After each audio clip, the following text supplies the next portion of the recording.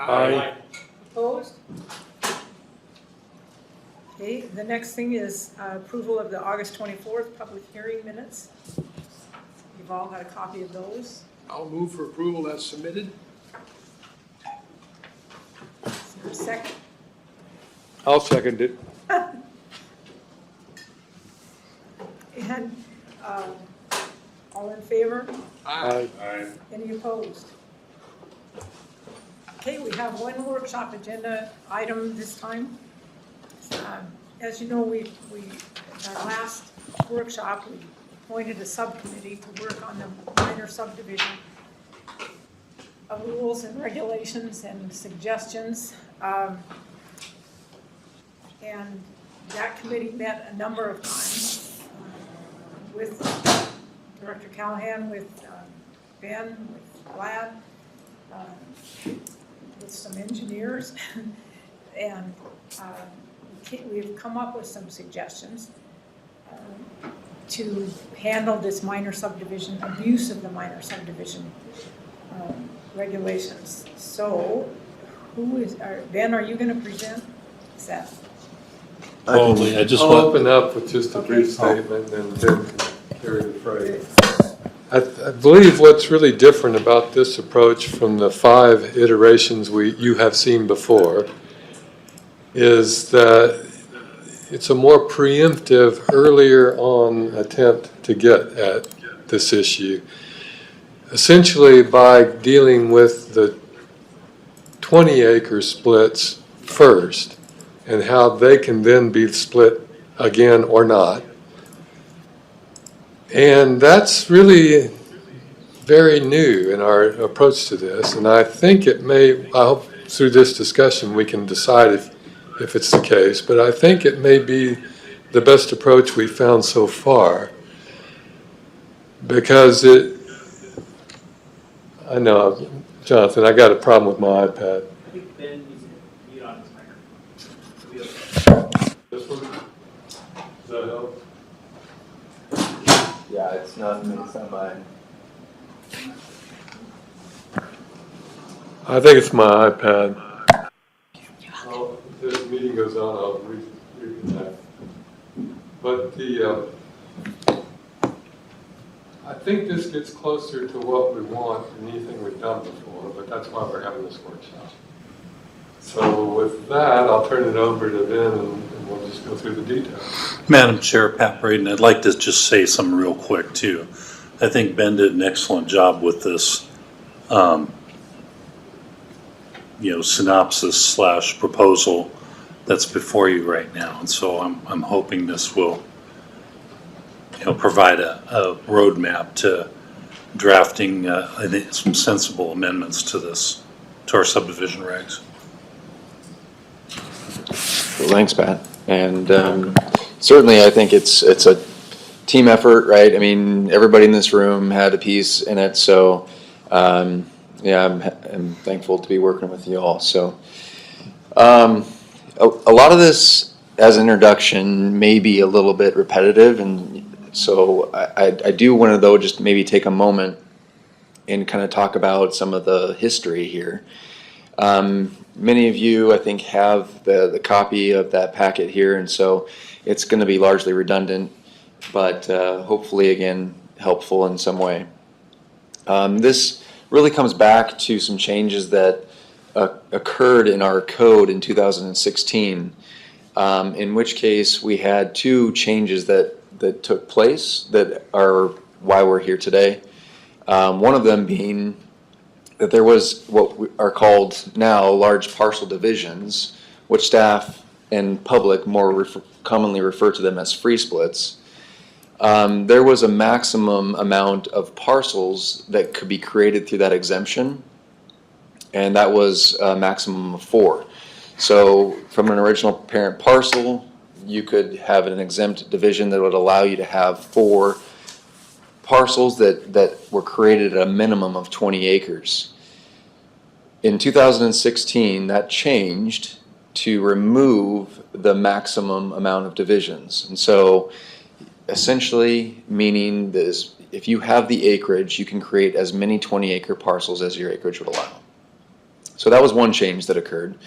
The other change that occurred was the accessibility for minor subdivisions. It allowed for minor subdivisions to be served by an existing private road. Formerly, again, pre-2016, that option was not available.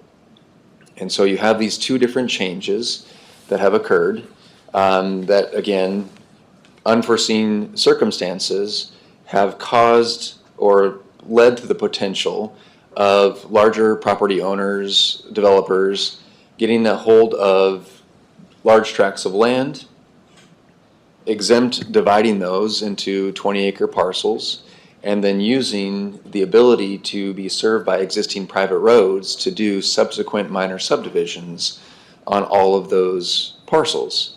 Again, effectively creating major subdivision density through a series of minor subdivision applications.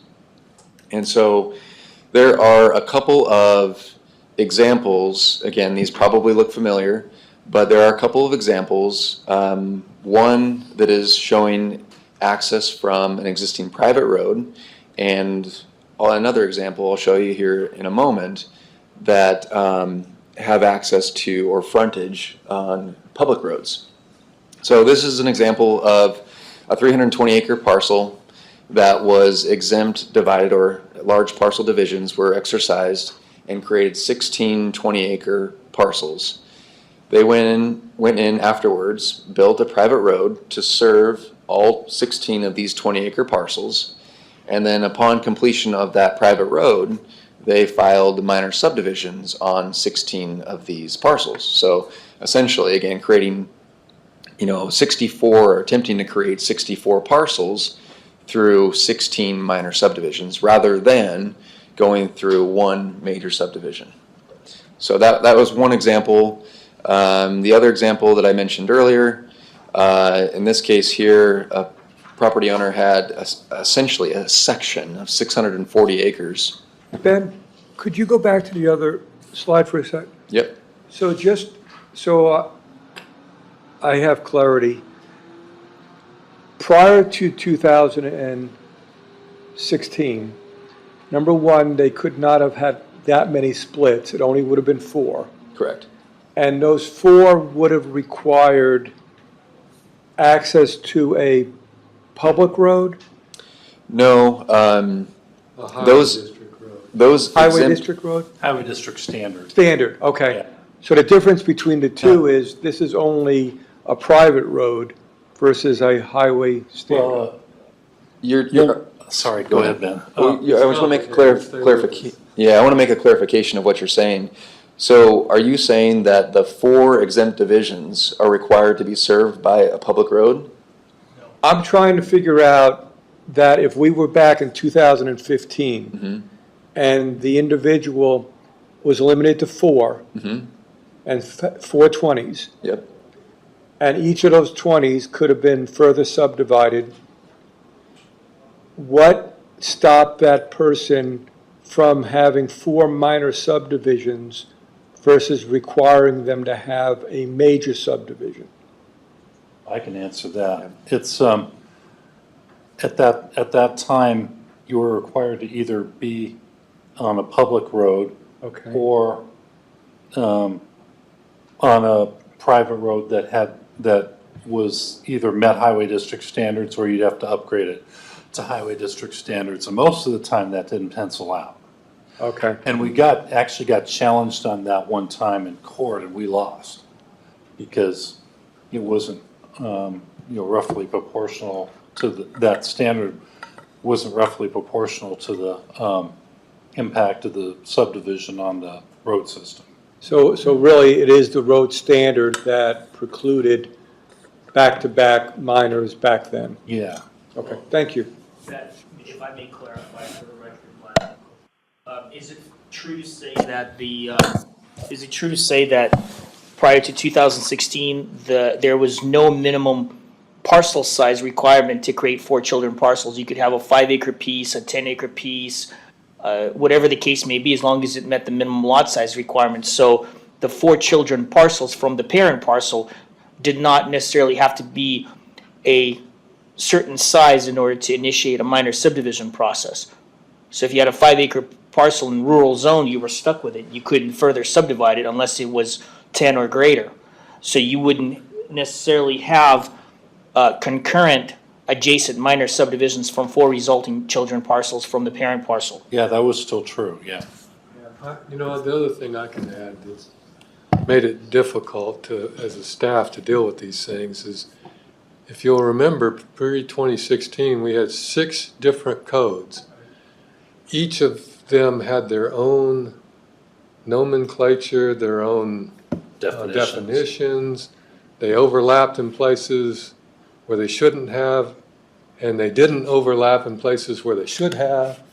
And it was excruciatingly difficult to read through all of that and figure out what the code should mean. And I think So that's. that was part of why yeah. we went to the 2016 Right. consolidation. I think that's very important, David, is that this wasn't necessarily a decision in 16 to change the minor subdivision. It was more a result of a need to consolidate multiple versions of the code into something that is manageable by the county. Right. And when we did that, for those who were, I guess me, around, John, you were around, I think, that we had literally hundreds of pages of different things we were changing at the time to get one document that was manageable for the county, and we're better off for that. Unfortunately, we didn't maybe do enough due diligence at this particular point to understand some of the ramifications. To some extent, I think it was a political decision. The then county commissioners in 2016 knew full well You're right. that they were opening the door. They were intending to, Yeah, no, you're right. Um, You jogged my memory. yeah. There were numerous questions raised. Why is it there was a 3-year window between 2016 and 2019 when we started having concerns from public as well as agencies with regard to serious minor subdivisions running concurrently. And the case of the matter is it was all economy driven. Yeah. Until 2019, none of us in this department for a 3-year period were aware Yeah. that the 20-acre exemption would lead to such consequences. Right. So whether it was intentional in 2016, maybe it was by then board, but the end result was that it was economy driven. Yeah, no, yeah, you're exactly right about when it became the result. I was reminded about the meetings we were with the county commissioners at that time, about the cost, the time, all these different reasons, and I remember, David, now that you spoke about your concerns at that time. But And I obviously, actually tried to represent the highway districts as yeah, part of and that. and now the highway districts were the ones who depend on you to enforce a lot of the stuff that they have no enforcement power to do. Right. Okay. Thank you for reminding me. So moving on to this other example, this is an example in which a property owner had, again, 640 acres. And what happened, of course, is that they ended up taking large parcel divisions at the perimeter. And all of these at the perimeter of that section are public roads. Their exempt divisions, again, line the perimeter of those public roads, and then, again, applied for a serial, or a number of different minor subdivisions through the process here, which ended up in, I guess, granting common driveways from those public roads. So what has happened, of course, is that the highway district expressed their dissatisfaction with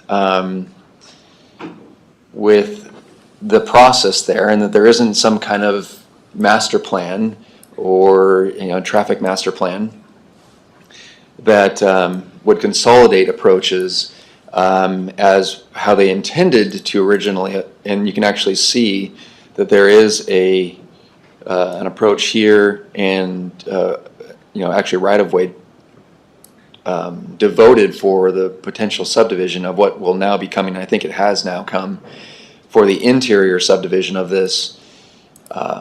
So anyways, that is another example in which this can also occur fronting public roads.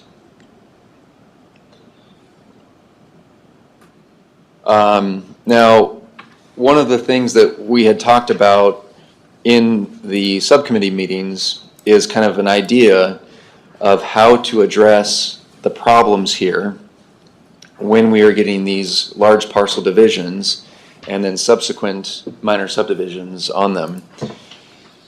I think one of the ideas we talked about is making some changes to the exempt divisions of land section to essentially create an application and review process for large parcel divisions. The application and review process and again, I apologize that I made some slight changes to this, hopefully in an effort to add a little bit more clarity. But certainly it's here on the screen, and I think you have a copy of that in front of you. But as part of this application and review process, I think the idea would be is that we have a proposed parcel layout of how many parcels are you wanting to create and where are those parcels going to be located, how big those parcels are going to be. Essentially, again, master plan. In addition to the parcel layout would be a road master plan. How are these proposed parcels to be accessed? How is legal access going to be provided to them? And then as you'll see there for parcels that have frontage on public roads, the idea, unless otherwise approved by the highway district, is to consolidate that to a single approach as part of that road master plan. Now, again, in some of our conversations there as to what this road master plan would look like, I don't think we have that nailed down completely, but it's certainly open for discussion. I think there's certainly parcels of land out there that exist over the Rathdrum Prairie Aquifer that are relatively flat, and so as far as what level of detail would be needed for that kind of a road master plan may not be as robust as something where we've got some significant slopes. And so, if there are areas that exceed 15%, and the county does have GIS data that give us a good estimate of what slopes are within the county, that if there are areas that exceed 15%, we want to make sure that this projected road is going to be conceivable or I guess possible. And so if it's greater than 15% in slope, then it may be prepared by a surveyor or engineer to say this is the location of where this road should go, in an attempt, of course, to demonstrate that it's going to meet the fire district standards. And we'll get into the fire district's review here in a moment, but the idea, of course, is that this is going to meet the International Fire Code. Additionally, with that road master plan, there would be a draft road maintenance agreement, so that future property owners of these 20-acre parcels, they understand that they're going to be entering in, if they buy one of these 20-acre parcels, that they're going to be entering into this, an agreement to help maintain that private road. Again, a draft would be or submitted as part of this application and review process. Hey, Ben, I'm looking at what was sent out and what you've clarified some of the points. I had a question on the maintenance agreement. Originally, you talked about should be included in it, and now you have draft a road maintenance agreement. Where's the enforcement of that? So if the property owners are aware of it, is that part of something in when they buy the land? I mean, I was, because you had the word should on this original one, not you personally, and I said should means that they don't need to necessarily do it, so it should be shall. Is this a requirement And what is the enforcement of it for the Yeah. individual property owners? I think that's a good clarification to make, and yeah, I think that's why I removed the should Yeah. out of that latest draft. So I do believe that this is something that will be part of the application, Okay, that they show as, again, as a draft form, a maintenance agreement, that all the property owners enter into this upon buying the property.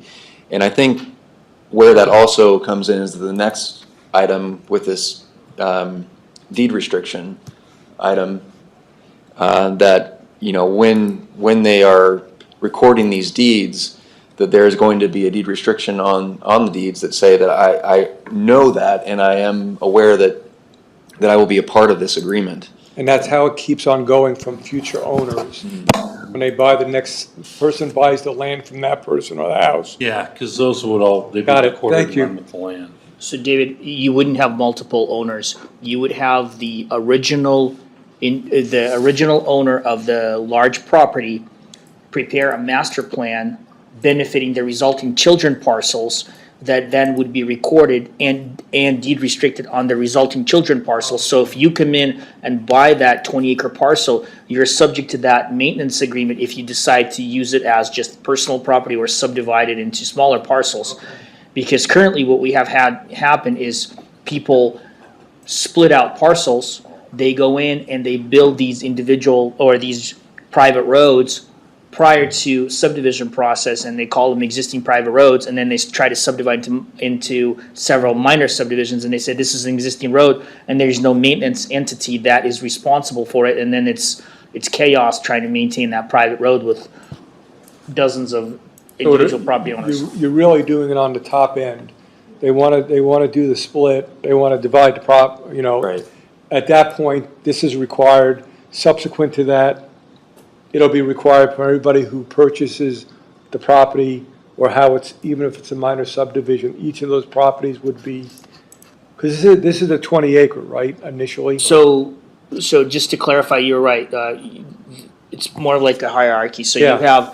you have the main road master plan, road maintenance agreement that's subject to or is attached to each 20-acre child property. Right, And then if somebody comes in and decides to split out the 20-acre parcels into two or into minor or a major subdivision process, on top of the original road maintenance agreement, they would have to draft and record any shared infrastructure improvements within their own minor or major subdivision Okay. process. So they would be on the hook for two different road maintenance requirements, each one of those individual property owners. Is that correct, Ben? Yeah, I mean, with the idea, of course, that that impact is still being put on that existing road infrastructure. And if they decide to, in their subdivision, their subsequent subdivision, build a common driveway to serve those lots, they're creating their own shared infrastructure that should be properly maintained. So, yeah, they could be subject to two different road maintenance agreements. Yeah.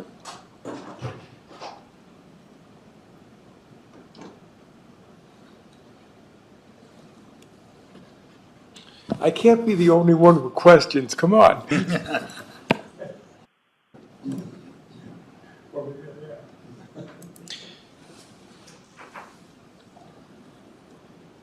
Sometimes awkward silences promote good questions, so. How is that deed restriction then passed down? How is that enforced?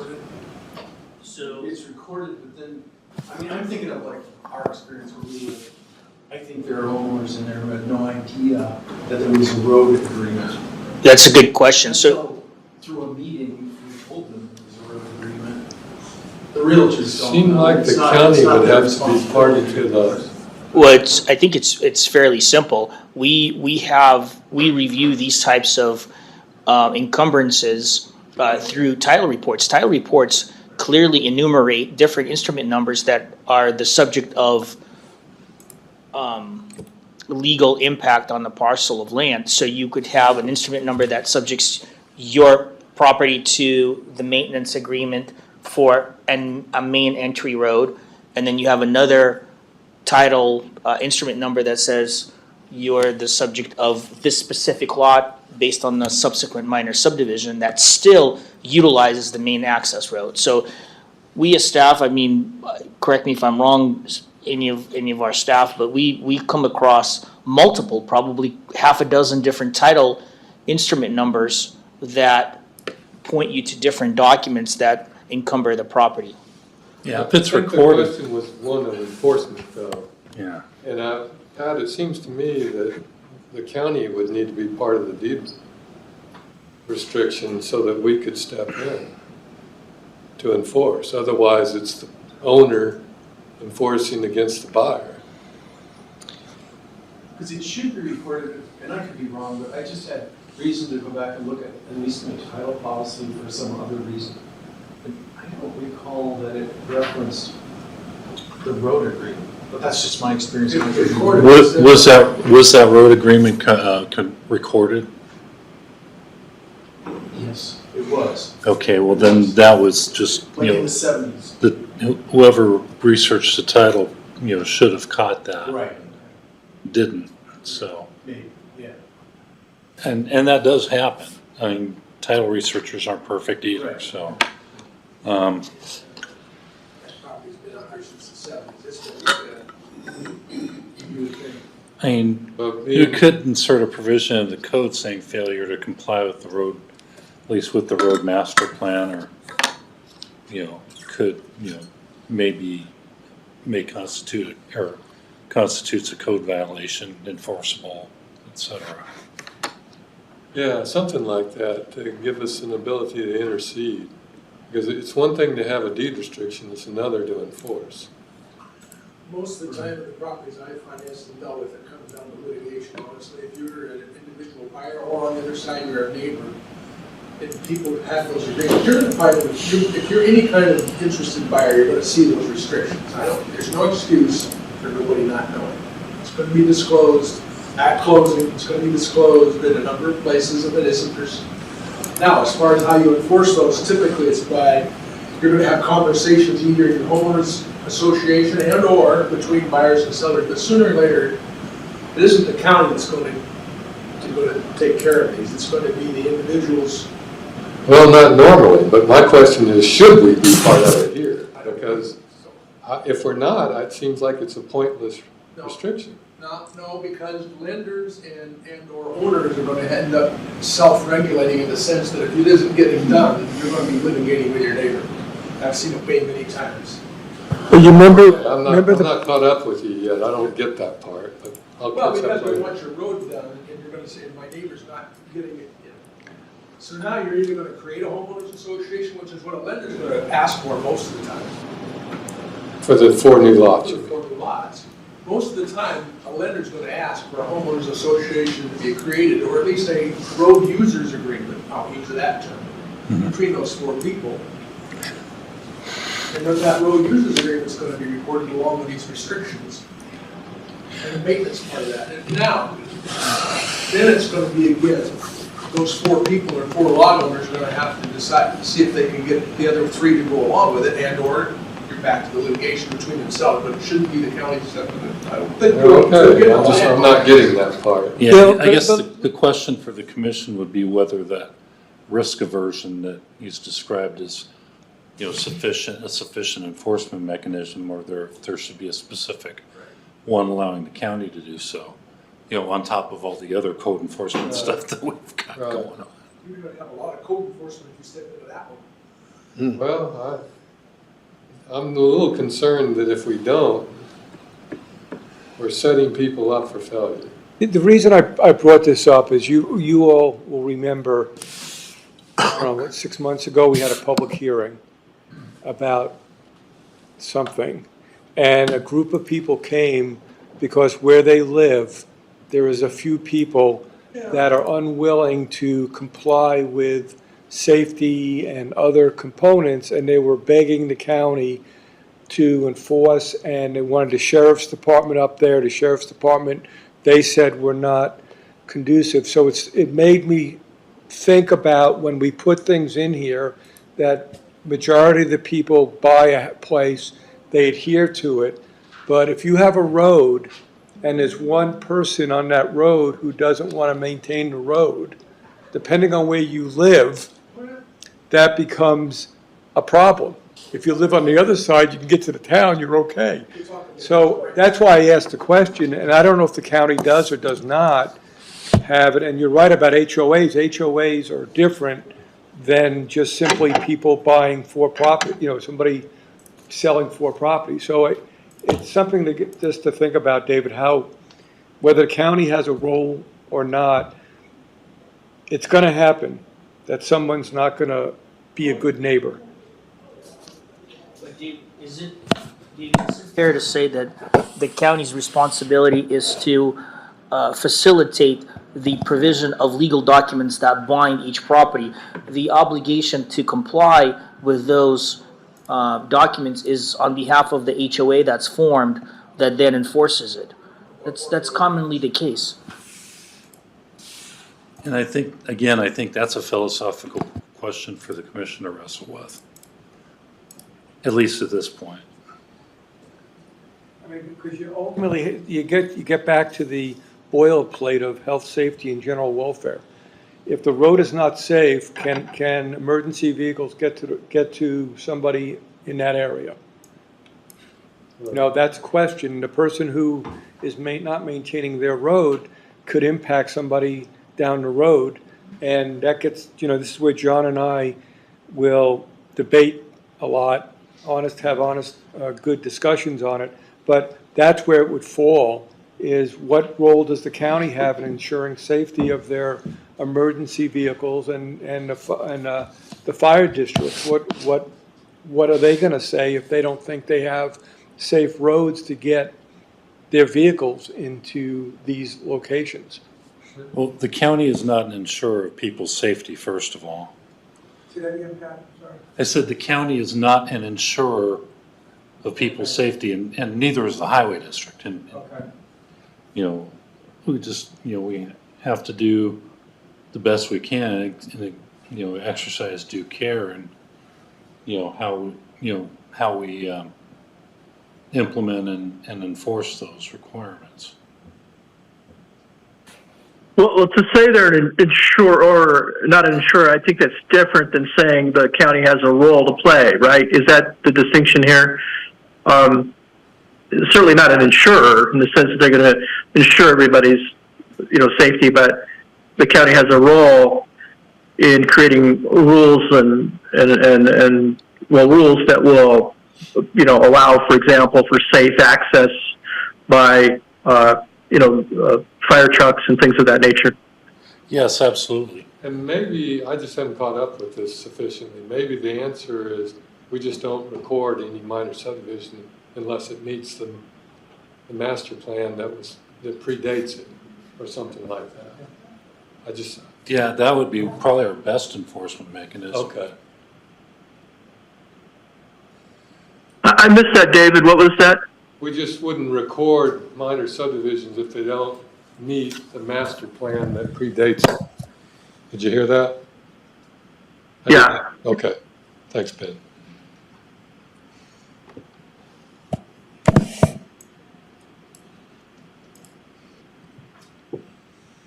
So I hijacked the meeting. Where are we on this, Ben? No, I want to make sure that there aren't any questions that are still simmering that. We're just doing questions and answers at this point. Okay. At the end of the All right. presentation. Yeah, feel free. And we haven't run any of this by the highway districts yet. I don't really know how they stand Yeah, this is essentially an introduction, up. Right, to the concept. right. I haven't tried to write any regulations towards it yet. Right, to a certain extent, and we haven't gotten to it yet, but the road infrastructure maybe addresses some of this, right? Because, you're talking about meeting either, county standards or fire standards. So to a certain extent, Well, it'll certainly help. yeah.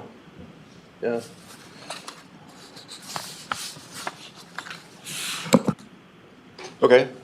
I think in conjunction with some sort of restriction on the parcel size, like Ben discusses in his, Right, I agree. I think they could work in tandem to help, Yeah, at least help deal with the problem, whether it completely solves it or not. Yeah. It may not, but at least it would solve a lot of Okay. it without unduly, infringing on people's, ability to subdivide their property Right. if they can. Sorry for the basic question, but, this whole minor subdivision process and everything, to me, it always helps me to keep in mind what is the problem we're trying to deal with, or problems.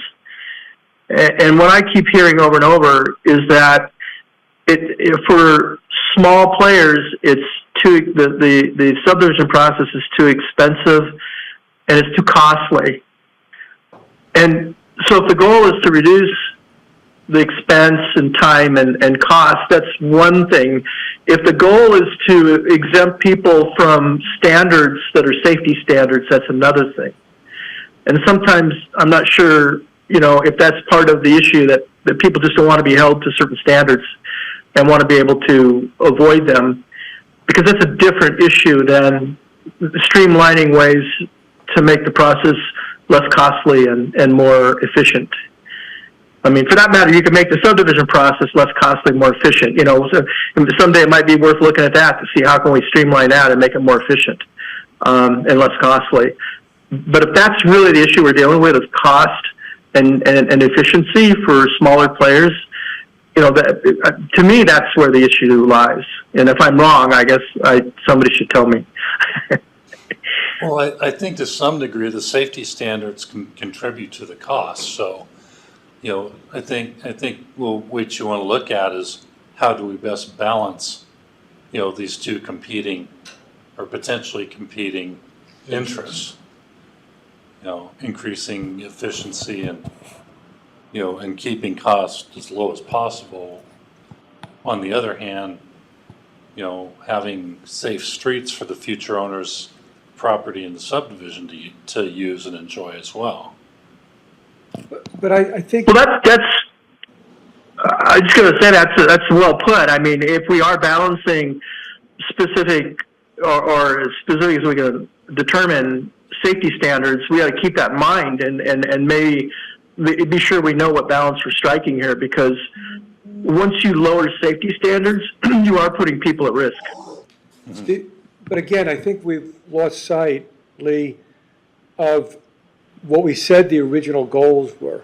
The original goals were to stop minor subdivisions, major subdivisions being built with back-to-back minor, and ensure the infrastructure supports the supports the development, whatever size it is. In 2016, a benefit of the 2016 change was exactly what you said, Lee, was it did reduce the cost. And that was a major consideration of the county commissioners at that time, was time and cost. And that's how then, as we heard in 2017, 18, it wasn't a big problem. In 19, it became a problem. The reason we started to reconvene on this subject was because it was not a cost, trying to reduce the cost any further. It was trying to stop major developments being done not with the adequate infrastructure. So I think what I understood, and I may misunderstood Ben, I think the committee's approach was, let's start with the major pieces of property, and when they subdivide into a 20s, let's put some guardrails around that will make it a little easier to ensure safety and road standards, but at the same time not stop people from developing. I mean, that's the way I read this to be. So, and the reason there are further people that believe we should make it even less costly and not require any minor subdivision regulations at all, and those are the individuals who support a family exemption. So I think, but if I'm wrong about this, we need to identify what the problem we originally tried to solve. It wasn't a cost issue. It was an infrastructure and a back-to-back issue.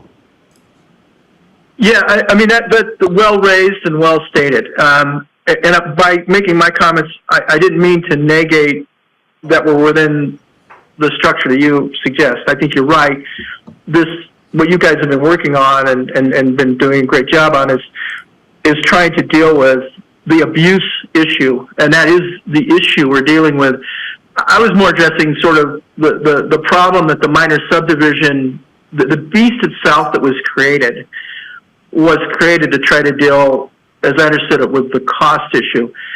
By saying that, I didn't mean, and it probably came out this way, but I didn't mean it that way, that it obviates what we're trying to accomplish here is, it's still cost issue is an issue because you're dealing with a minor subdivision, but you are right. I think the major problem that you're dealing with and we're dealing with is abuse. And rules, while well intended when created, had unintended consequences that allowed for abuse. So I think you're right. I think the good part about what we've suggested here is that the cost is really not incurred until the development takes place, but it is promised at the time that the first division takes place. Mm-hmm.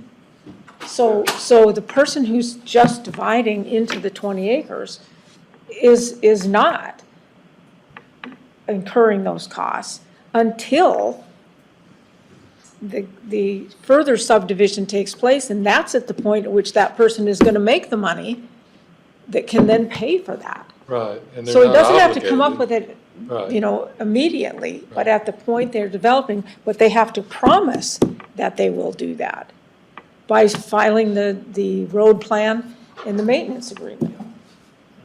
So everybody knows what they're buying into Right. at the point they've made the division. Well stated.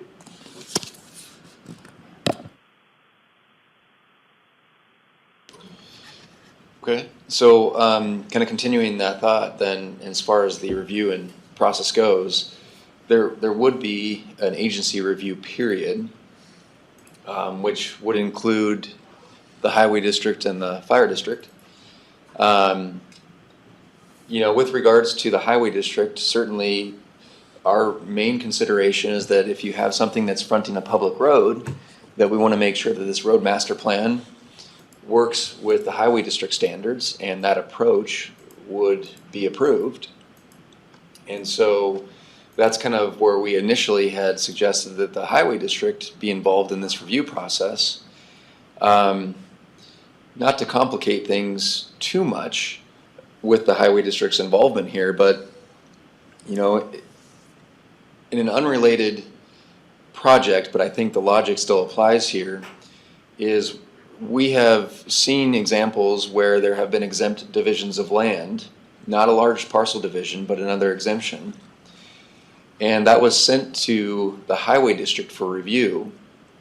The highway district viewed it as the same impact as a 2-lot minor subdivision, and therefore, as they typically do, require road improvements or a fee in lieu of road improvements.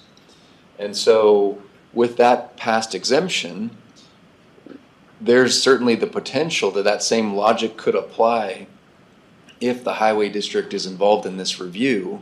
They're saying, okay, you're going to create 4 20-acre parcels. Those are new parcels of land, therefore we think you should pay $7,500 in lieu of the improvements Right. for those parcels. So even though they're not subdivisions per se, Right. in the conceptualization of the highway district's view of the world, it is a subdivision. Correct, Okay. yeah, it's creating additional density. And so, again, and I don't have an answer for you, this is something that came We up. just have to talk to the highway districts and see. Yep, so that's something that staff will need to continue the discussion with the highway districts to see if this is something that we're trying to improve, if we could get some kind of, I don't know if assurance is the right word, but to say that, we're not viewing these as subdivisions, and if they decide to subsequently subdivide, then perhaps maybe that condition would be appropriate, but for this case, we would think it'd be more appropriate for you just to look at the approach, and if the approach would be amenable to you. So again, that's just one of the agencies, but some further work that staff would need to do. So I don't know if there are any questions, kind of the highway district's involvement there. The one thing that works in our favor is, I know from experience, the highway districts have told me they would like to be involved in the 20-acre review process. So here, the only real difference is we're throwing at them, not only is it a 20-acre review, but there's a potential for further subdivisions down the road as part of each 20-acre review. So we'll just have to see how they react to that. Mm-hmm. Yeah, I would think the highway districts would like that part, Yeah. at least. So on this, when you say payment in lieu of improvement, so they look at the 20-acre thing, and they say, this could become 4 5s or whatever. So, No, they're looking at the 20 acres and saying, that's a division of land that's new. And that by itself. So that by itself should garner the $7,500. But what is, They haven't said that yet. but we're what is the concerned. 70, but they say in lieu of improvements. So if they get the $7,500, the landowner doesn't have to ever do improvements on that property if they keep it 20 acres. Yeah, so this is essentially the public road infrastructure that exists, and they find it to be inadequate. That the road is, it doesn't meet their current standards. There are existing public roads out there that need to be improved as additional density and traffic is being generated. What the highway districts have done, saying, look, this public road doesn't, this is true for like minor subdivisions that we're processing now. They say, look, this public road does not comply with our standards and is therefore substandard and needs to be improved. But rather than the developer of that minor subdivision make those road improvements, they charge a fee of $7,500 per lot in lieu of those improvements.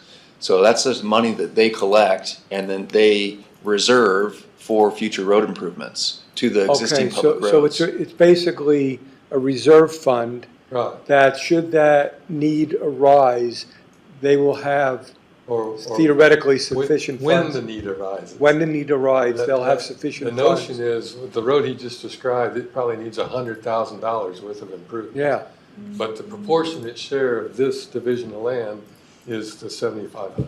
okay. Hey, David, is it fair to say that while we do have a concern that the 20-acre exemption may lead to the highway districts requiring the $7,500 fee, could you make an argument that the 20-acre exemption is not necessarily when the actual density in terms of residences being built is happening? It's actually happening when the subsequent subdivision to smaller parcels that are then developed, that's when the density occurs. We rarely ever see 20-acre That's certainly an exemptions. argument we can make, but the countervailing one is, we're gonna have to hear from the highway districts what their view is, which is, they think that 20-acre division warrants the 7,500. It's a philosophical difference, so I think we just have to have the discussion and see how it goes. So could one of the situations be if that 20 acres didn't have access to a public road, does that $7,500 represent the ability to do the guarantee of a future access? No, actually, I think part of the reason for having the highway district involved in the 20-acre division Right. is that it shouldn't be a division unless it has access. Oh, okay. That's part of why the HDs look at these things. That makes sense. Or excuse me, want to look at them. Yeah.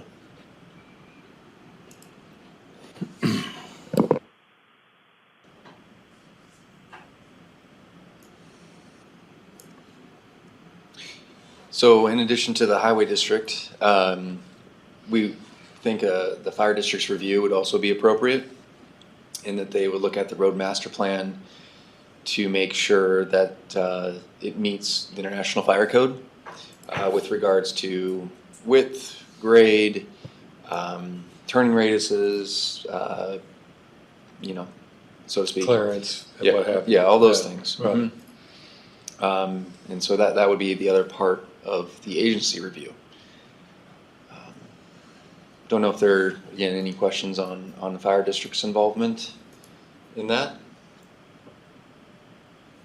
And then moving on then, this is kind of where, again, there are some differences too with the version that we sent out previously and then the more current one that you have in front of you. So this is where it actually kind of begins to take shape with subsequent subdivisions of these free splits or these large parcel divisions. Should a property owner wish to further subdivide their 20 acres or whatever it ends up being, the size it ends up being, how are those going to be guided as far as future subdivision goes? And in discussing with staff, and I think the version that we had previously mentioned or brought up was this limitation on size or the minimum size for each newly created parcel through the minor subdivision process. So if a property owner of that 20-acre parcels decided they'd like to subdivide their property, they have a couple options. One, they could go through the minor subdivision process and be limited to a minimum lot size of 10-acre parcels, or proceed with the major subdivision process if they wanted greater density. That would also, through that minor subdivision process, then require a plat restriction, as you see there.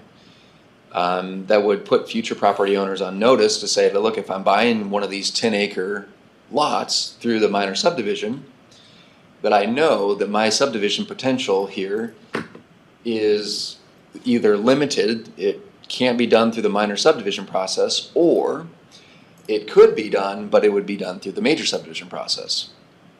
So again, knowing as a future property owner, I buy this, that's what I would be faced with. And then also boundary line adjustments and how we would, in my estimation, I think prohibiting boundary line adjustments to these 10-acre parcels would be appropriate. At least that would reduce them to dropping below 10 acres in size. So they could perhaps increase in size, perhaps like maybe an adjacent parcel, but it would not be able to reduce their acreage to less than 10. So that is kind of option number one. And so I guess I want to maybe just stop and pause for any questions on that, or if you would rather hear option two as kind of maybe to have some other ideas as well. But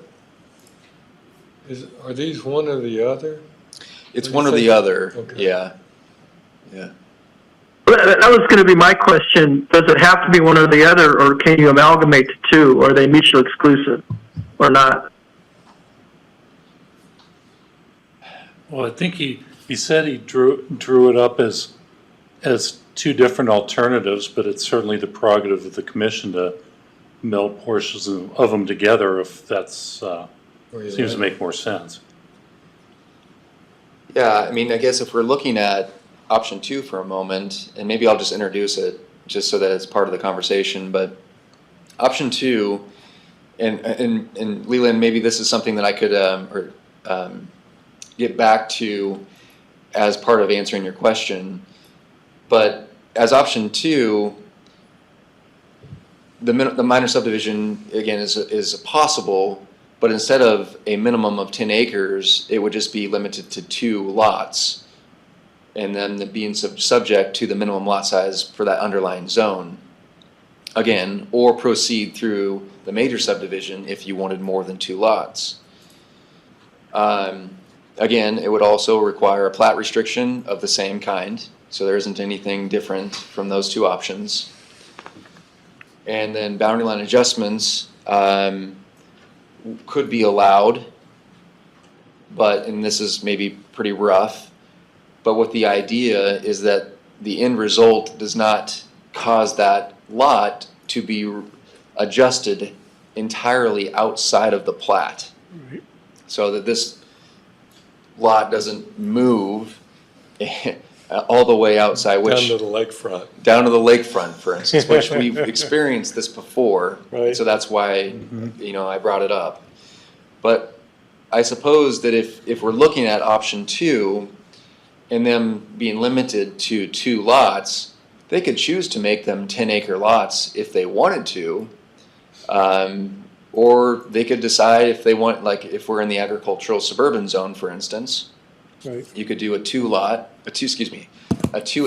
lot and an 18-acre lot. Yes, I think that's the difference right there, Ben, is you could probably just have option 2 in my mind, because we're talking about, let's go back to the top. We're talking about 20 acres. So if you could split it in 2, you could do 10 and 10, or you could do 2, let's say, ag suburban, is that 2? Yeah. Okay, 2 and 18. Right. If it's, Rural. if it's in rural, you could do 5 and 15, but it's basically 2. So you get 10 and 10, or you get 18 and 2, or you get 5 and 15.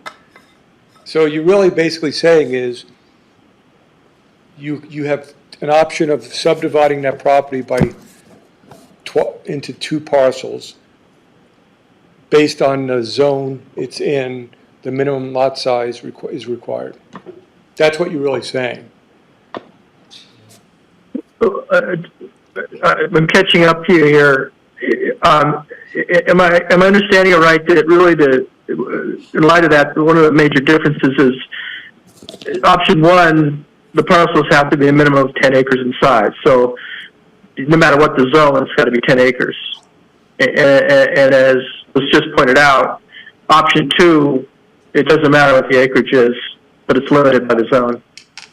Correct. Yeah, and on a 20 acre, Lee, if they're 10 acres, you only could have 2. Right. So it's 2's the number. Number 2 is more flexible.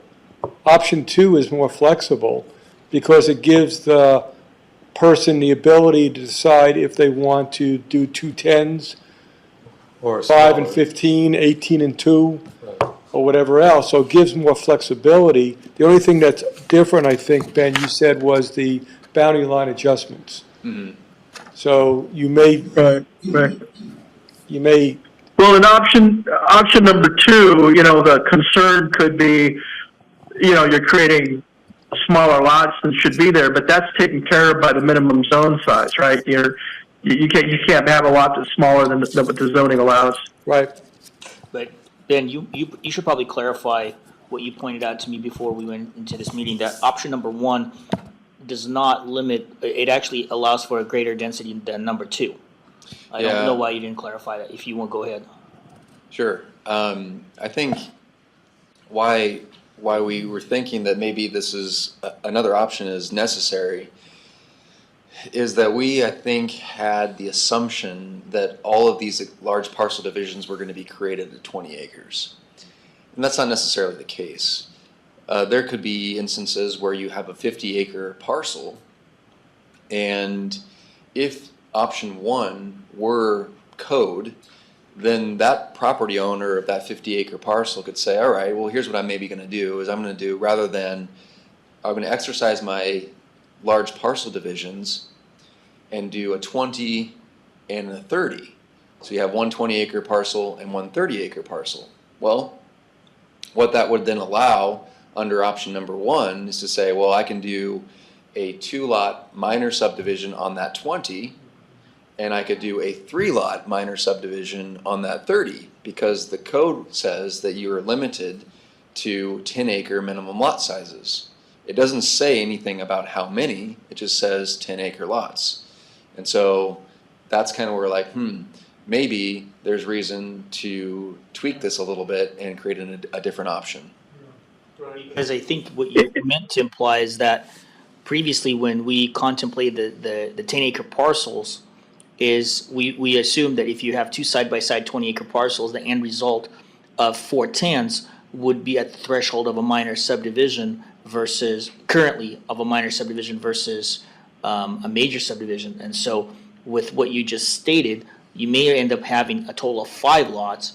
And our goal is not to limit the parcel size, but our goal is to discourage people from pursuing multiple minor subdivisions, instead of a major subdivision. And I think option number 2 would be more appropriate than number 1, because by cutting the density in half, somebody who's a big developer would pursue a major subdivision in the first place. But if there's something else to that, though. If you do option 1 and you go 2 of them, there's an option to subdivide further down into minimum zone size. You would just have to go with the major subdivision, which then would speak to infrastructure improvements, which is what we're trying to get at. Well, it's the same thing for option number 1 and option number 2. In neither case, further subdivision would require a major subdivision process. It's just with option number 1, you could end up having more than four parcels from 2 adjacent minors. With option number 2, regardless of the parcel size in each resulting exempt division of land, you're still bound to 2. So if you have 2 20 or a 20 and a 30, you would still end up having only 4. One would be 2 10s and the second one would be 2 15s. Okay, well, restricted residential zone. It doesn't matter what zone it is. You can only have one of those, and then the rest has to be the equivalent to the 20 acres. In any case, regardless of what the zoning is, we don't care whether it's restricted residential, agricultural, suburban, or rural. What we're saying is that option number 1, depending on the parcel size, could end up being more than 2 lots. And based on the example that Ben just given, a 30-acre piece you could have 3 10s, but ultimately we are trying to cut the density in half to discourage people from pursuing multiple minors. And so I think, Ben, I like option number 2 as a sort of as a safety barrier to promote a major subdivision in the first place. A couple of questions. Is 2 more sort of family friendly in a way where, if the zoning allows for it, I have a large enough parcel, I can have a 5-acre parcel I want to give to my grandfather or my parent or whatever, and then have a, 15 or 20-acre parcel, one being 5 and the other being much larger. That's more flexible under 2, it sounds like. Yeah. Seems like it. Okay. And then my other question touches on what you're raising is, and maybe you're dealing with it here, but what here is, okay, and maybe there's more in here that we're going to cover that hits this, but what in here prevents the primary abuse problem that has occurred, which I understand it to be that, and what I've seen is developers create multiple corporations or LLCs, and for each parcel, and then they use that separate entity to create a minor subdivision, and they amalgamate those into a large subdivision or major subdivision. So my question is, what here prevents that from occurring? Well, there isn't anything in here that ties ownership to this process. So, if you have a large parcel owner that has 80 acres and they want to divide this into 4 20s, and then they sell them off to a corporation or whatever, and then they decide that they're going to diversify and then also put them in different entities. And then you have essentially 4 20-acre parcels that are owned by different people. Or at least legally distinct business entities. Okay. If they want to subsequently subdivide, then they're limited on that 20-acre parcel to 2 lots. And there is a plat restriction that applies to those 2 lots in perpetuity that says, if you want to further subdivide these, your only option is through the major subdivision. Yeah, I think, I see. I think the reduction in density would probably, Yeah. would at least serve to deter serial subdivisions because it's not as likely to pencil out. Okay. As It's not would be a- the case under today's regulations. Right, I Not a mean, prohibition it's a per se. density issue. This reduces the potential maximum, or the potential number of splits that, or divisions that could be done. In today's world, if you have 20 acres, you're ag suburban, you could do 10 twos. Okay, under this world, the most you could do is 2. It's 2. So basically, it's a density issue. It doesn't stop somebody from having 20, 20, 20, 20, 20, and doing 2, 2, 2, 2, and 2, but it's better than doing 10, 10, 10, and 10 type of thing, or 4, 4, 4, and 4. It's all a density. This is all really helpful to me because I'm visualizing it in the context of, to give you an example, there was like, I don't know, it was a large parcel, 160 acres or something like that. The owner divided it into 20-acre parcels and created separate LLCs. And while I appreciate the description of these separate LLCs being separate corporations with separate, maybe, you know, implying maybe goals or directors, the fact of the matter is, and what I've seen, is LLCs are so easy to create. I mean, you know, you can go online and in 10 minutes I can create you an LLC, 5 if I'm quick in my typing. And you can have multiple LLCs in Idaho, you know, where the same person is the sole member of the LLC. So, and that's what goes on. I mean, the truth of the matter, I think, is that, you know, those who are skirting the law here are buying a large parcel, creating numerous LLCs, which are essentially, in fact, you know, owned by the same person. It's really operating as one beast. While I appreciate technical legal distinctions, I deal with them every day. There's substance and there's form, and in form they may be separate entities, but in substance they're really one entity. And then they divide the property into 20-acre parcels and then subdivide those into 5, for example. And so I'm trying to use that example to see how this would stop it. And I guess it's making some sense to me because, you know, you're saying that 20-acre parcel, you can only create 2 parcels in perpetuity, and after that, you'd have to go the subdivision, the major subdivision route. Am I getting that right? Yeah, That's right. yeah, that's the deterrence effect that I was trying to describe as well. Rather than Well, my question, Pat. yeah, it's more of a Financial deterrent as Yeah, opposed to a exactly. legal right. obstruction. Yeah, because trust me, I was well aware of that very same, you know, situation that you described. In fact, that's one of the real world examples that we were using to advocate for changes to the subdivision regs. Because ultimately what we Well, that want. raises a question. Lee. Yeah, I was just going to ask Pat a question, and for no other reason than I love to give an attorney hard questions that I don't have to answer. He has to answer. Pat, is there any way, realistically, and it seems to me there could be, to, in addition to this, to put some language in the ordinance that targets that problem, that, you know, I'm not going to articulate it right, but something along the lines of, you know, if it's found by a court that, you know, this ordinance is being, you know, used to skirt the major subdivision by creating, you know, however you want to say it. Is there some way to put some deterrent language in there that targets that specific problem that it could be enforceable by a court? And I was just going to say, you know, maybe this is my time to sidestep the hard question that the other attorney asked, but I'm going to try to do my best to actually answer it directly. And I think some of the iterations of these amendments that I put forward before you were appointed to the commission tried to do that to some degree. I'm not sure,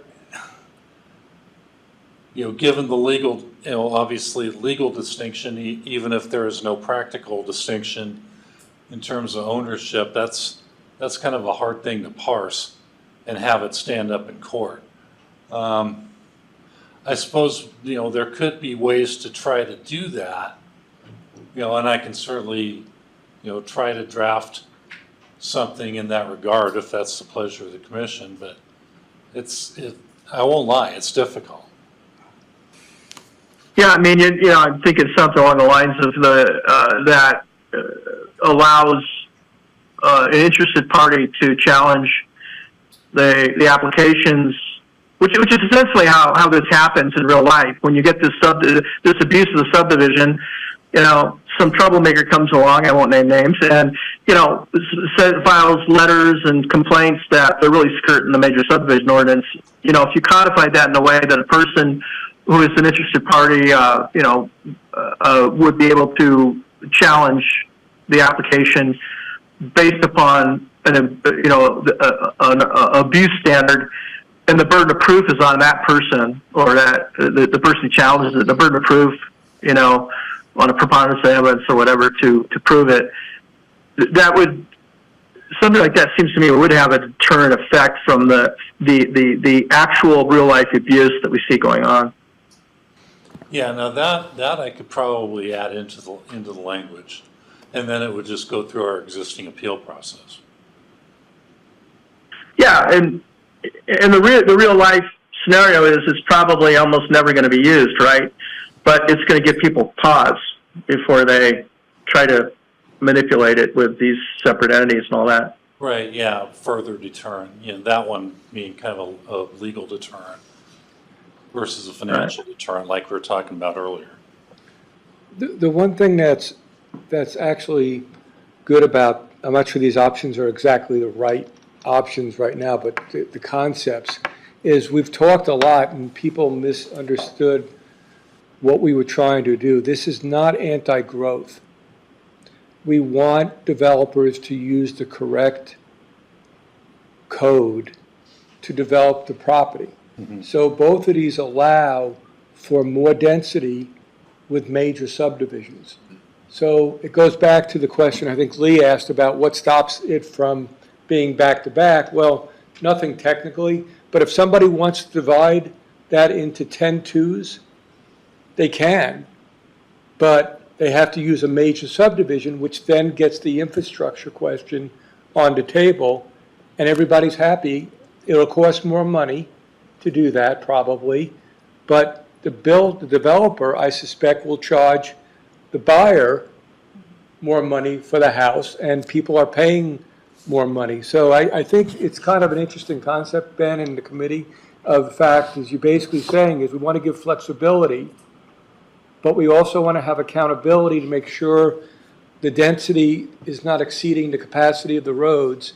But if you want to actually grow more, do it, just go through the major. So it's, again, it may not be the exact 1-2 options are exactly right, but the concept to me makes sense. And I'm just writing that down real quick. Yeah, and option 2, I mean, the more I think about it, it just seems more flexible and user-friendly and family-friendly, because on the one hand, you want to create abuse, right? On the other hand, you want to allow flexibility for people who genuinely have the need to use this type of process to subdivide a small acreage, or maybe not small, but their acreage in just a couple of parcels.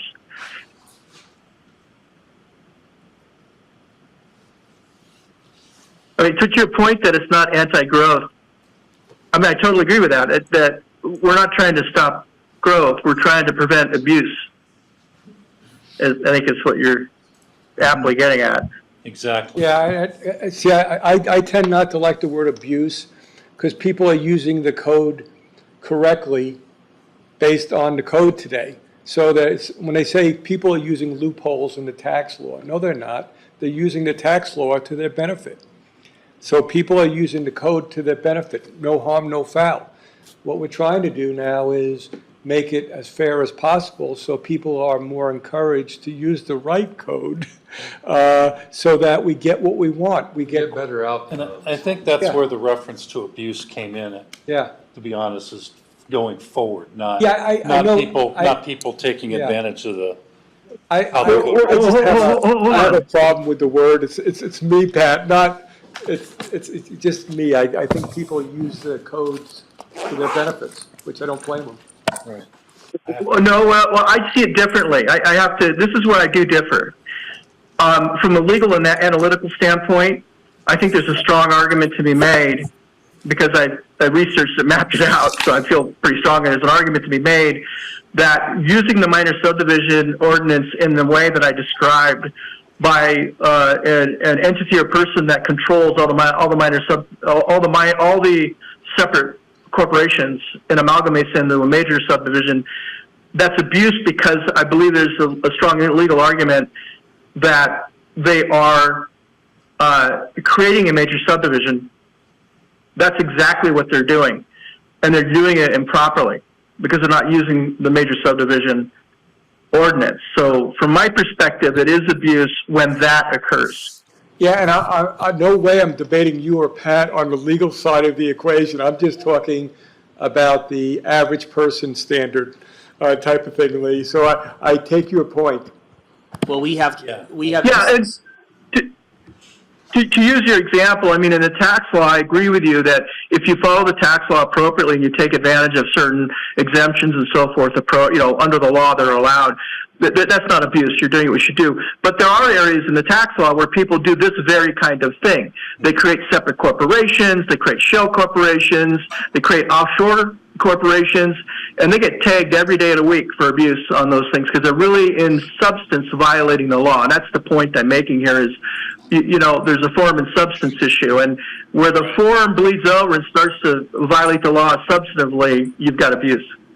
Well, we have cases, just to clarify, I think you're trying to make emphasis on legal ownership with multiple corporations that are under the same individual, but I think we have to look at the end result of the impacts. We have had case, I think David has brought this to your attention, where the developer created 8 20-acre parcels on 160 acres, and then he sold them off to eight separate individual parties, and the end result is the same. They tried to circumvent the regulations of not building the roads to appropriate standards. So I don't necessarily know, and by no means do I understand fully the legalities that you and Pat were talking about, but I don't think it makes a difference who owns the land. The fact of the matter is the impact at the end of the day. And the impact at the end of the day is rather more complex with lack of road improvements by doing multiple minors versus one major. I agree with you that is a scenario that results in the outcome being the same problem. I totally agree with that, what you're saying there. What I was speaking to is there's another problem here, which is what I call the abuse problem of this, multiple entity and so forth, where the same person's really, or the same company is really, making the decisions, and it's really a major subdivision parading as a group of minor subdivisions. Those are two distinctly different things, I think, that actually occur in fact, and you're right. I think they result in the same outcome. In a sense, they cause the problem that you're dealing with. What I was suggesting to Pat is that you could add language that would deter the first scenario, may not necessarily deter the second scenario. Because if you sell off to separate individual entities, as you described, legally you're absolutely right. Then these are individual people, or companies that are independent, and it's a different scenario that results in the same problem. So I'm affirming that. I think you're absolutely right. What I was suggesting to Pat is language that would prevent the other, scenario we see a lot of, and that is this multiple entity I'll just call it minor subdivisions, the major subdivision parading has a bunch of minor subdivision problems. So I think those are two different scenarios that result in an outcome that you're trying to prevent. And I think I can draft language, in fact, I'm confident I can draft language that addresses that first issue. But Madam Chair, I need to go, so I'd like to be excused. Thank you.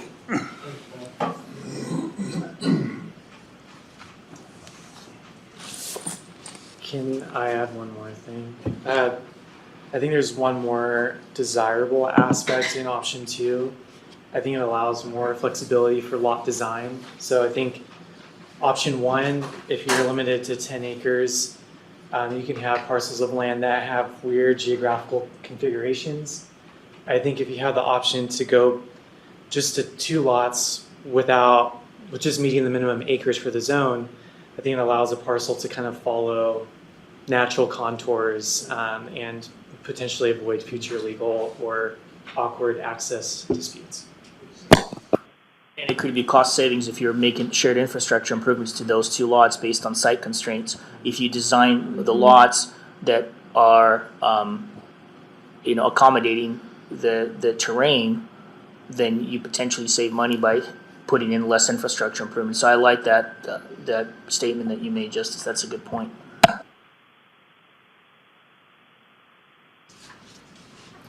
So that is essentially that that proposal. Yeah, I mean, I'm certainly. I think it'd be a good time to just hear your guys' thoughts over the entire proposal. What you like about, what you don't like about it. Because the next step would be hand off to Pat for drafting.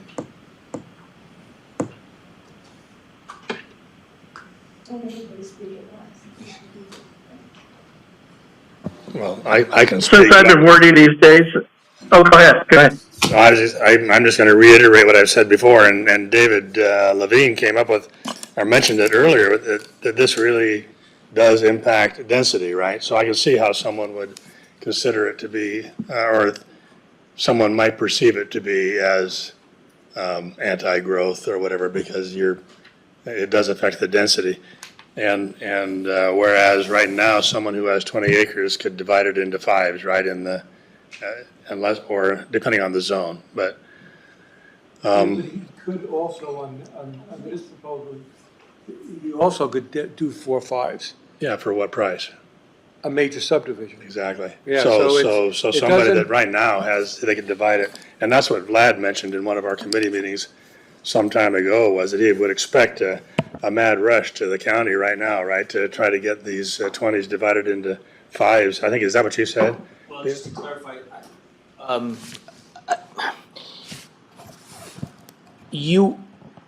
in the past, historically, you would have a rush of people trying to record documents that did not require a substantive or a thorough review that takes time.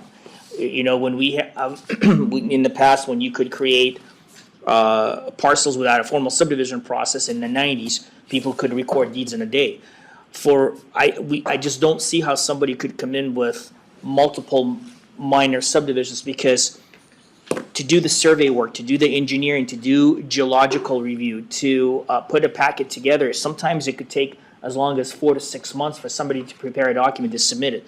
So the rush on that, depending on how soon this moves forward, we just don't see it from a practical, realistic standpoint. There's a need to put a lot of manpower or man hours into putting a document together that is considered to be a minor subdivision application for us to deem it to be complete and sufficient. Somebody doesn't come in with a subdivision application overnight. They just don't put napkin on paper or John's on. point is that we may get a rush of 20-acre subdivision exemptions. I thought John said division of those 20-acre parcels. I think that's what you That's a implied. separate issue. To me, the rush we may get is the 20-acre subdivision exemptions that are allowed today. Correct, and that is Because as yes. soon as we write this up in ordinance format and people with 160 acres realize what's going to change, they may walk in the door at the clerk's office with 20-acre divisions. And one thing we could do. Unless, Go ahead. sorry, David, unless you were to have a provision in the code that would state, as of this date, and whatever that case may be, it could be retroactively going back and saying, as of this date, the county would not accept, I don't want to go into retroactive. okay. Well, I mean, we do. Yeah, the issue about retroactivity, if I'm right, David, what you're concerned with is that gets into constitutional Yes, sir. issues of takings and yeah. And, I mean, if it was really an issue, we could ask the board to consider a moratorium for 20 acres. That's something we talk about. Yeah, I mean, there's ways you could probably deal with that problem. I mean, my initial reaction to this is, God, it looks like it's going in the right direction to me with just the added comment that I had with Pat, that if he added a deterrent language in there for the first scenario I was talking about, that I think that would be helpful. I guess the question, and John brings it up, I mean, it's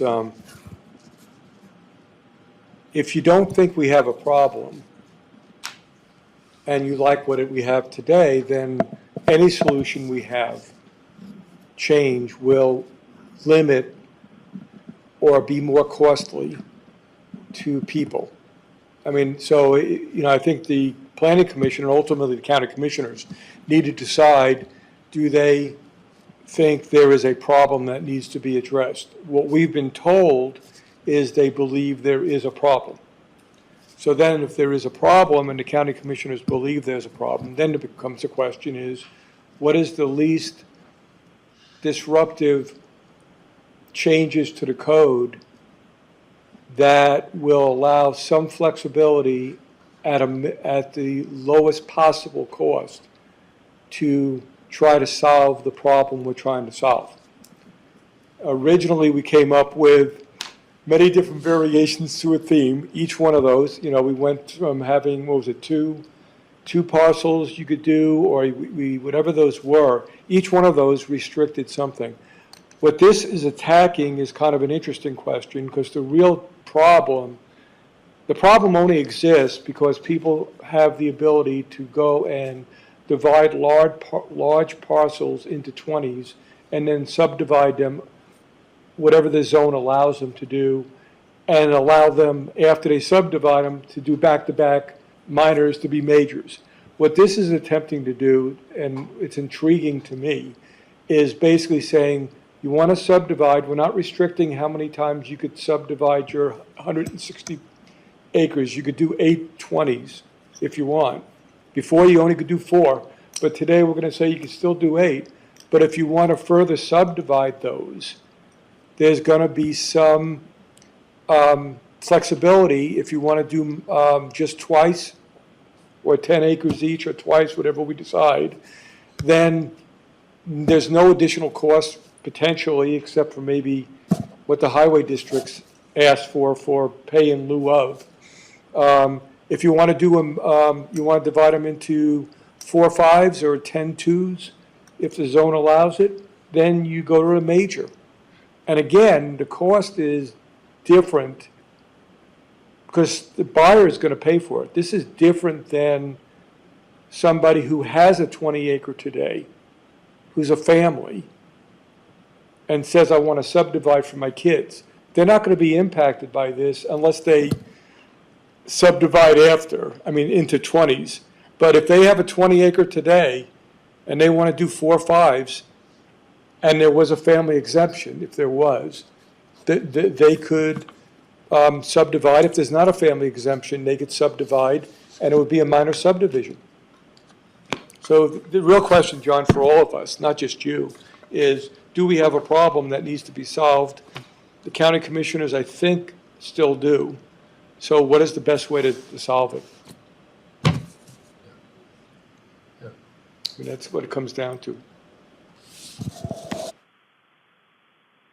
Yeah, I wish I understood everything I know about it, because it's a tough one. But when we hear Pat Braden say that they won't, the owner of the property that's been divided into 2 10s won't do the others because it doesn't pencil out, that means that the code then has imposed costs upon Right. that, on the owner. Now, you can say the buyer, no, the buyer's gonna pay that. Well, there's a market, and the market dictates the price of the piece. And that if there's more costs involved, the buyer might pay it and might not. It probably is gonna come out of the owner's pocket. Today, in today's world, Well, it doesn't matter. Today is only today. What happens tomorrow? You know, we've seen it. We've seen a change in I agree in with markets, you. and it's gonna happen again, and probably will happen soon. And Then nobody will divide. that's right, properties. exactly. And well, see, That's right. the problem is, Matt said, is we had an explosion here. So if we didn't change the code in 2016, we wouldn't be here today talking about any of this. Not change, I shouldn't say that. When we consolidated, David, the Yeah. code, and we did what the county commissioners asked by eliminating the 4 maximum and by doing some other things, we basically put in place, and I voted for it because it was part of a big omnibus type of thing. I voted for it. You probably did too, I don't know. And we didn't think it was, David thought it was a problem. No one really was, we were told that we were, you're always worrying about everything. And then nothing happened for 3 years. And then the economy turned and this place exploded. We got a problem now. Okay, you got the tribe wanting to do one thing, you got other locations wanting to do other things to have moratoriums and all this. So we could, as a planning commission, and I'm not saying, my view is we need to do something. Your view maybe is we shouldn't do, I respect that. But we just got to decide if we want to do something, because if the county commissioners want to do something, they'll do it with or without us. So if we want to recommend something that's least disruptive, John, we're better off coming up with a proposal than letting them decide. Can I revert to more specific? Yeah. This, the difference between minor and major, one of those is the highway districts versus a fire district standards. Is that the thing? Yes, sir. Yeah, the roads are the real cost. Yeah. It's fair to say that there's significant cost even with a minor subdivision. The last we've heard, it's $15,000 to $20,000 just in surveying fees, just for the minor subdivision process. Our part of that went up a itty bit with the latest fees, but it's still only $3,000 and change for a minor subdivision. The real costs are hiring the surveyor and doing all the surveying work. So is the difference between a minor and a major only the road? Only the road Well, standard? mostly, because there's more surveying goes into 20 lots than 4 lots, of course. But the mathematics works out so that the preponderance of the money goes to roads. Yeah, and so a minor requires a fire district approval, which could cost you, I don't know, make up some number, $1,000 a foot or something, I don't know, but a highway district then is gonna be like 10,000. Is that right? In rough numbers, I'd say highway district roads are 30 to 40% more than fire district roads. Okay, I should have gone that direction, Yeah, something like that. percentage wise, but I haven't actually done the math, I'm just working off of what I've seen over time. yeah, I would have expected it to be higher than that. So I just want to And add, David, go ahead. I was going to jump in and ask a question because it was a good discussion. In terms of safety difference, what's the safety difference, or can you describe or quantify that in any way between the main and whether you have just a highway district or have the highway district and the the fire district or just the fire district? Is there really a substantive safety difference between the two? I haven't seen any statistics, but I would think there would be, because highway district roads are less steep, they're paved, they have better drainage. They're wider. And they're wider. And you put all those things together, especially in cold weather, one would logically deduce that it's safer on a highway district road. It could be argued. I've seen fire district roads that are safer in the winter than the paved roads because of that. A paved road becomes a toboggan toboggan run. But, oh man, I just had a thought.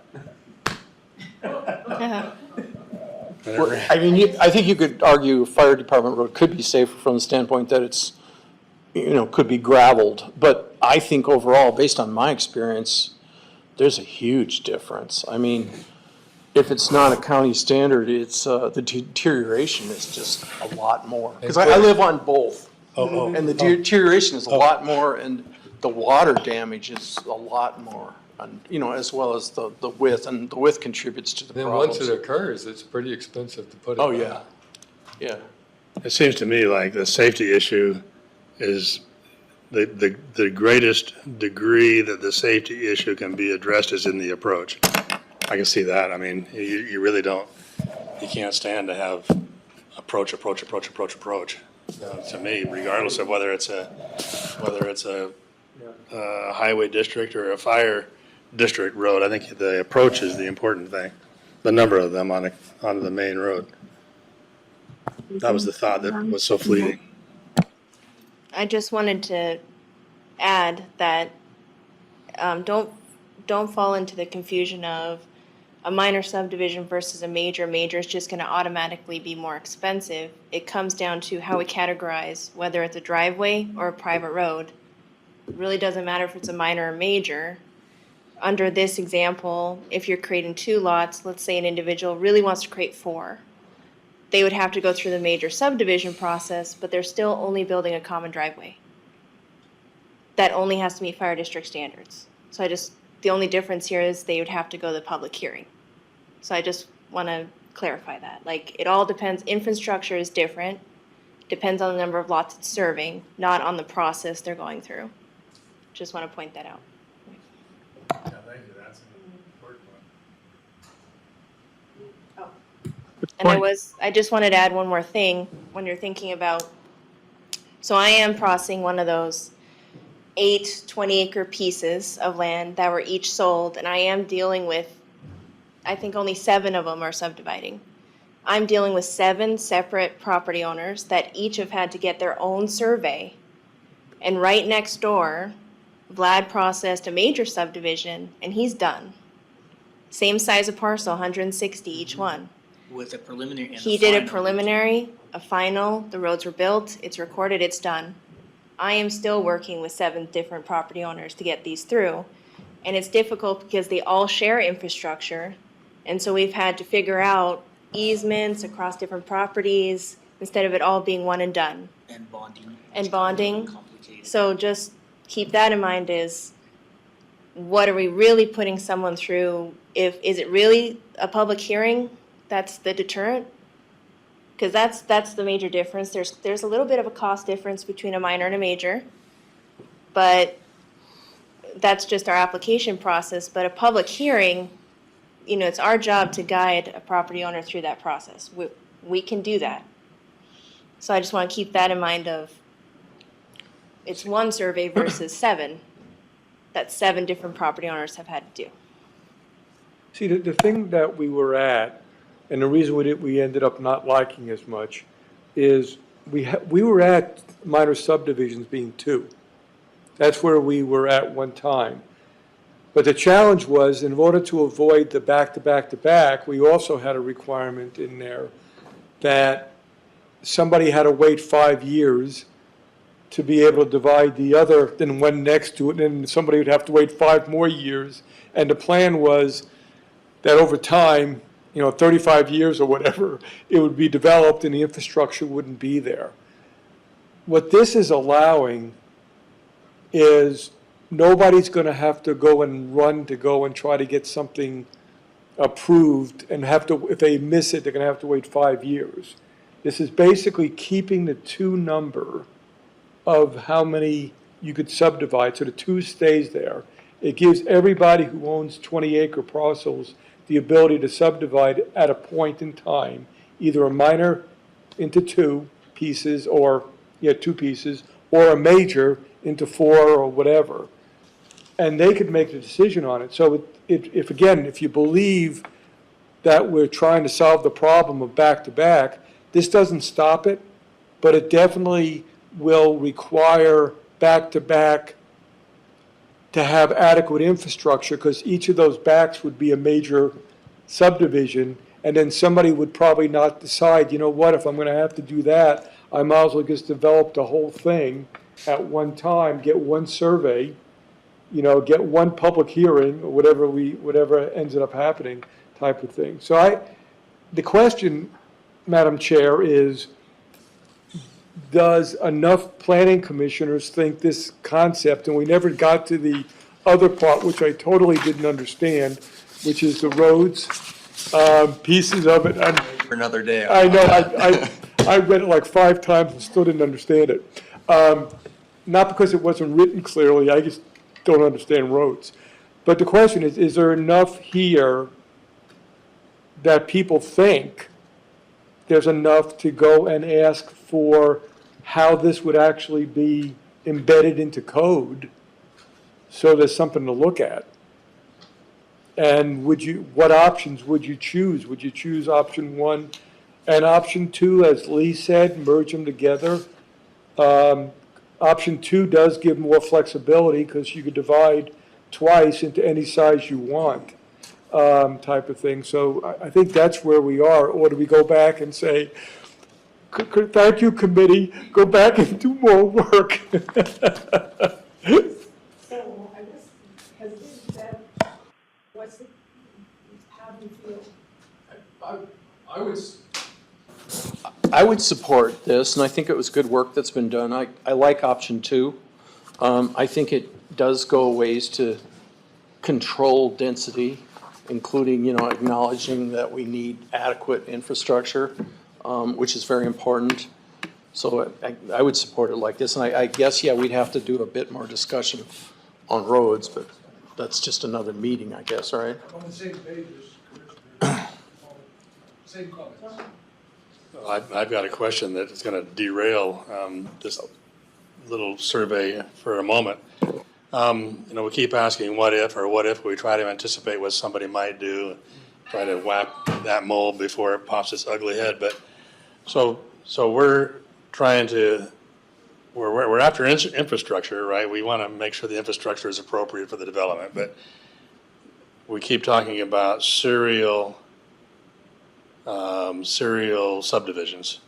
So that the serial subdivision is like a 20 acre next to a 20 acre next to a 20 acre next to a 20 acre, and we're trying to address that. So what about if I have 20 acres? Then am I going to be penalized to this degree? Penalized meaning it's going to cost me more to do what I want to do with my 20 acres, even though there's not another 20 acres for me to serially minor develop? So are you saying that perhaps your 20 acres wasn't created via this large lot division exemption? Yeah.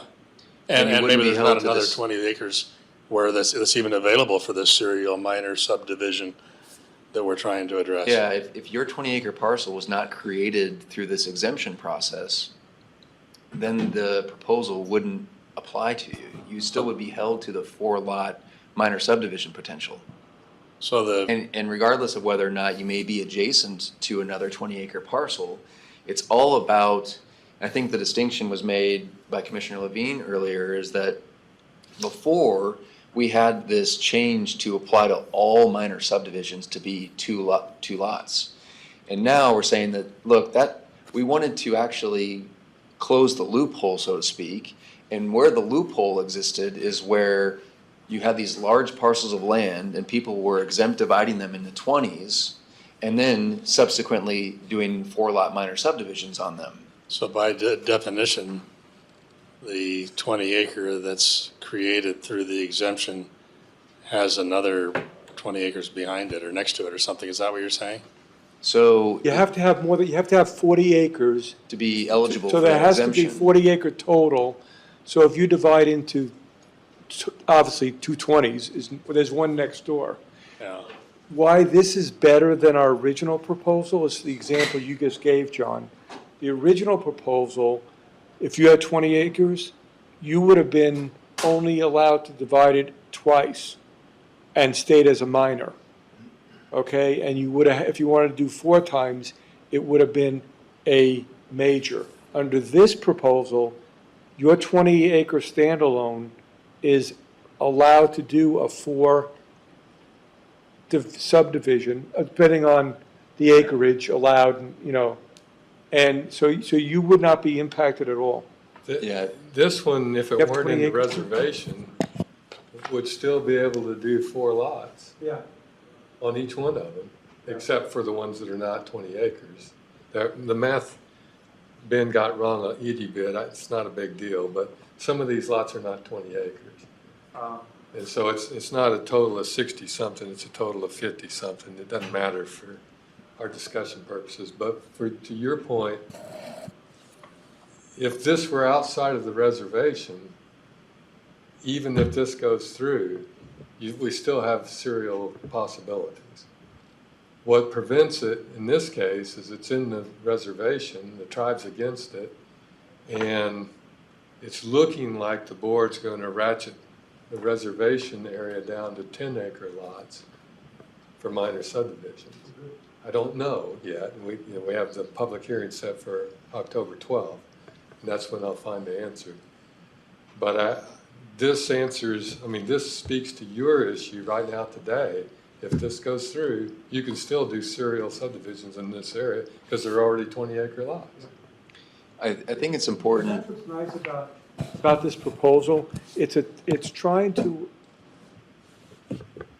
I say the word attack, I probably can't think of another word. It's trying to attack the root cause of these large subdivisions, Right. which is the large splits of 20 acres. So somebody has 100 acres, they split it into 5 20s and then subdivide that.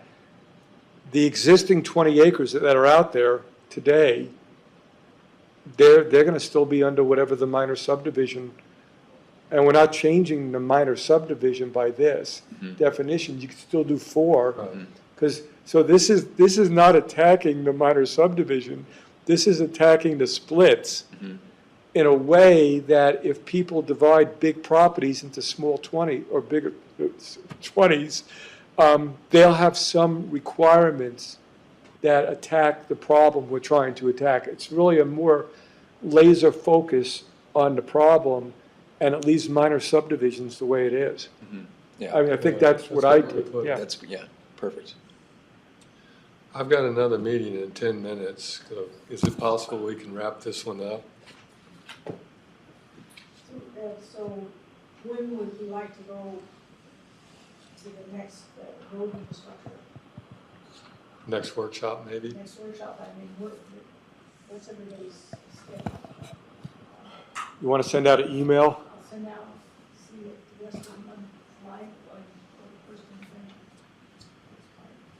thing. And we could always, again, continue this discussion at the next workshop if we're not ready to have, direction for staff to go ahead and work this into some kind of an ordinance language.